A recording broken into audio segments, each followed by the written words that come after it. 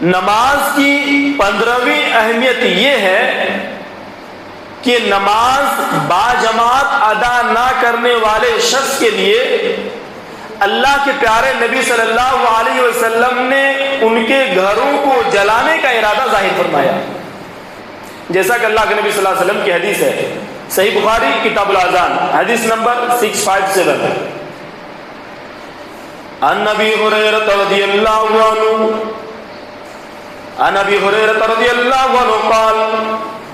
حضرت ابو ہریرہ رضی اللہ تعالیٰ عنہ بیان فرماتے ہیں، قال رسول اللہ صلی اللہ علیہ وسلم، نبی اکرم صلی اللہ علیہ وسلم نے ارشاد فرمایا، لیس صلاة اثقل علی المنافقین من الفجر والعشاء، منافقوں کے لیے عشاء کی نماز اور فجر کی نماز بہت ہی زیادہ بھاری ہے، منافقوں کے لیے عشاء کی نماز اور فجر کی نماز بہت ہی زیادہ مشکل ہے۔ اللہ کے پیارے نبی صلی اللہ علیہ وسلم فرماتے ہیں کہ جو منافق ہوتے ہیں، جو جس کے اندر نفاق ہوتا ہے، اس کے لیے عشاء کی نماز اور فجر کی نماز بہت ہی زیادہ بھاری ہے۔ وَلَوْ يَعْلَمُونَ مَا فِيهِمَا لَأَتَوْهُمَا وَلَوْ حَبْوًا، اللہ کے پیارے نبی صلی اللہ علیہ وسلم بیان فرماتے ہیں، اگر کسی شخص کو عشاء کی نماز اور فجر کی نماز کی اہمیت معلوم ہو جائے، اگر کسی شخص کو عشاء کی نماز اور فجر کی نماز کی فضیلت پتہ چل جائے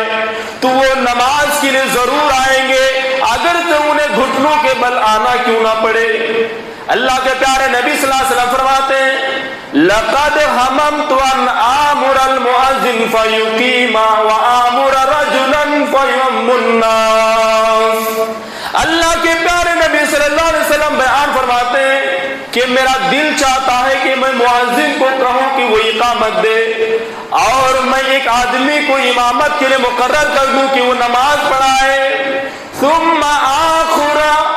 آخر شعلا من نار فوحرق على من لا يخرج من الصلاة بعد، اور میں ان لوگوں کے گھر جاؤں جو لوگ ابھی تک نماز پڑھنے کے لیے مسجد نہیں آئے ہیں، میں اس کے گھر کو جاؤں اور اس کے گھر کو جلا دوں۔ ذرا سوچو میرے بھائی، اللہ کے پیارے نبی صلی اللہ علیہ وسلم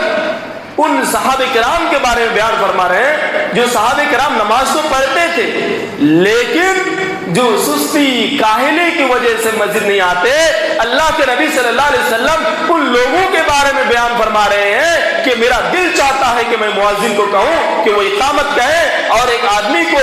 امامت کے لیے مقرر کر دوں، اور میں ان لوگوں کے گھر جاؤں جو ابھی تک مسجد نہیں آئے ہیں، میں ان کے گھر کو جلا دوں۔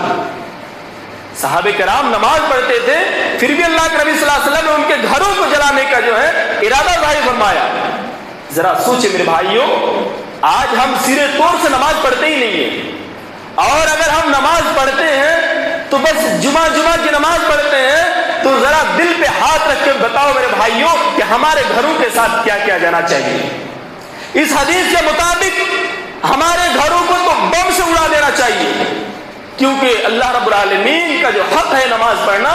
ہم اس حق کو ادا نہیں کر رہے ہیں۔ اللہ رب العالمین نے آپ کو گھر دیا ہے، بہترین گھر دیا ہے، اللہ رب العالمین آپ کو کھلا رہا پلا رہا، اور آپ اس اللہ رب العالمین کی عبادت نہیں کر رہے ہیں، تو پھر ہمارے گھروں کو تو بم سے اڑا دینا چاہیے، ہمارے لیے اس دنیا میں رہنے کا کوئی حق نہیں ہے۔ یہ نماز کی اہمیت میرے بھائیوں کہ اللہ کے پیارے نبی صلی اللہ علیہ وسلم نے ان کے گھروں کو جلانے کا جو ہے ارادہ ظاہر فرمایا۔